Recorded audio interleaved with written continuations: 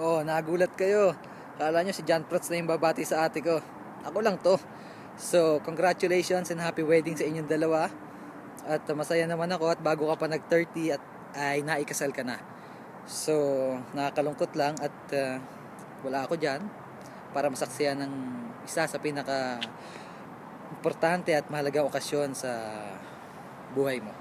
Pero ganun pa man, taos puso kong pinapabatid na ako'y natutuwa at naikasal ka na.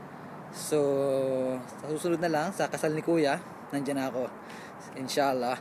And I want to take also this opportunity para batiin yung mga nakidalo sa inyong kasalan. So, unahin ko na ang Silkas Dabbercats. Hello, kamusta kayo? At ang aking mga butihing tita, Tita Edna, Tita Norma, hello, Tita Connie, sa mga taga-Binwangan na dumalo dyan na dumalo rin, pati na rin sa mga taga-Ubando, at binabati ko rin ang aking, of course, ang aking pamilya. Hello mame, kamusta ang bago mong ngipin? Nahirapan ka bang kumain? At binabati ko rin tatay ko, so si Kuya, si Baki, sino pa ba?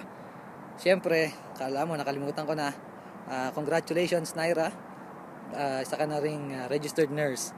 So keep up the good work. Maikli lang to dahil malalim na yung gabi. Magpapaalam na ako at matutulog na rin ako. Muli ay binabati ko kayo ng happy wedding, Ate Ria at Bayaw Isaak. Naway magmahalang kayo at yun lang. Sige, bye bye.